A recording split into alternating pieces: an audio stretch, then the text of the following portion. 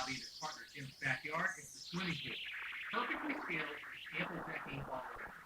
You'd never know it because stepping out of the house, you literally can't see more than 2 feet in any direction. That may sound trim, but it's just the opposite. First of all, it feels intimate. It's a nice big space that still feels like an enclosed room. And what you've done with that Encore Azalea's heads, right? That's exactly what it is. You've got literally a green wall there. Yep, yep. You see paths going different ways, but you've got this hedge that doesn't really allow you to see what's beyond it. And I've had a few people say, you need to trim that down. I'm like, nope, I don't need to trim it down.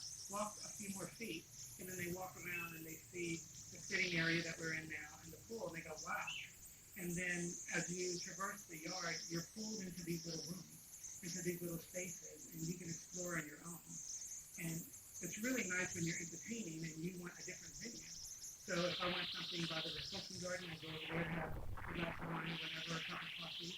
Or if you want to do the round garden or the breakfast nook area, or even at the formal dining area, you can do that. Or even where I'm sitting now, we've got plenty of seating, plenty of spaces, and a lot of people comment on how many spaces we have. And I've seen guests come over and I'll sit in one spot for a few minutes and then move to a different spot. So I'm like, you do you, have fun. Well, let's meander through here because you've created that desire to stroll. Right. And then discover what's around the corner. You're doing a great job of that. Look at this, you got a vegetable garden right here. Exactly. So, and I have to say, yeah. it's just not kind of a raised bed or an in-ground garden. Right. This even feels like a room because you've created walls with your edible plants. Well, yeah, I have. And what we've done here is we have created just a little space. It's a half an acre lot, a little over half an acre lot. And I wanted to squeeze in the vegetable garden because it's fun. It's fun. So I've got a little bit of everything in here. And I like here also, I have to just point out some things I'm observing because I love this.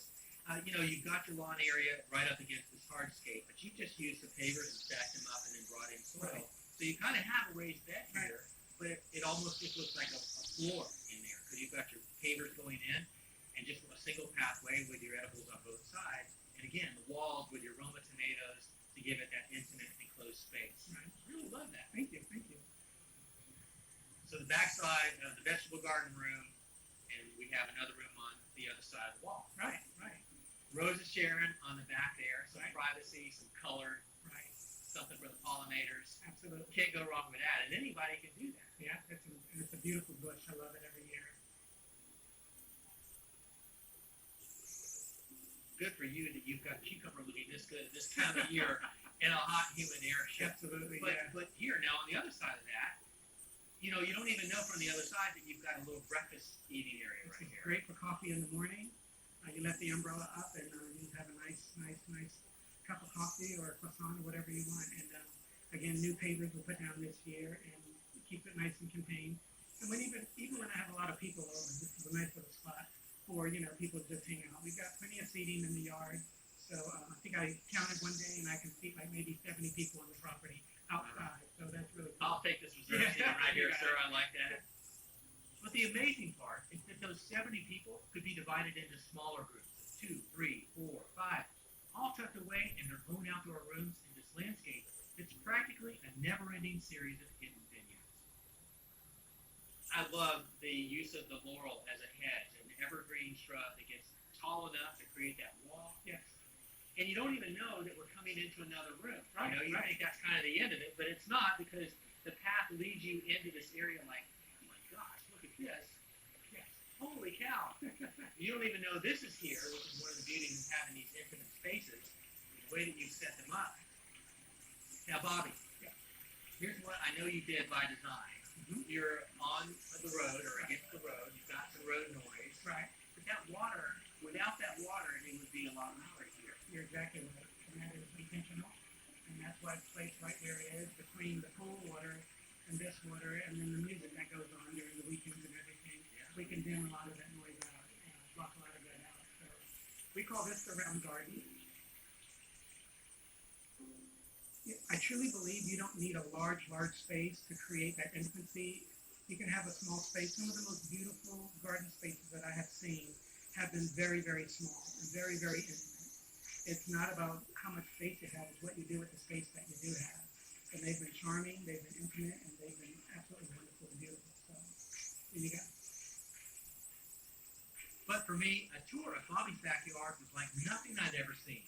I recognized all the small space design tricks, of course, but I'd never seen them all put together like this, in a space that didn't need it. It was all the better for it.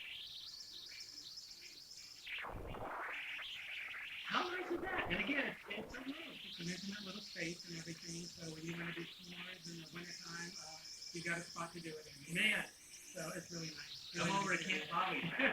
Great, great. Fantastic space. So, All right, where next?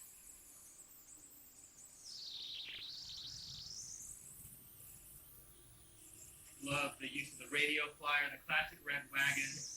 that was a fun project. Yeah. Finding hydrangea. Yeah. Oh my God. Bobby. Yes. This is what we call the reflection garden. It used to be the formal garden, but it's not so formal now. It's But, paradise. If you look around, you'll see a giant mirror, which gives the name of reflection. But it's a great space, especially on, again, a spring or summer or fall afternoon, to have a glass of wine, listen to some music. We've got speakers pumping out throughout the property and everything, and you've got a giant mirror here. The mirror doubles the space. It really does. Visually. Yeah, it really does. It tricks a lot of people because they think there's another room over there. So It totally looks like it just goes on and on. it does agree, yeah. Everybody does this too, don't they? Yeah, they do. A room within a room, Bobby. Within a room, absolutely. Yeah. And, you know, this is probably maybe a 50-foot space or so. Yeah. It doesn't need to be this big because anybody in a much smaller space can still have the water feature. Right. Definitely do the mirror. We try to utilize every ounce of space that we pay for, and when we make an investment like this, a lot of people have beautiful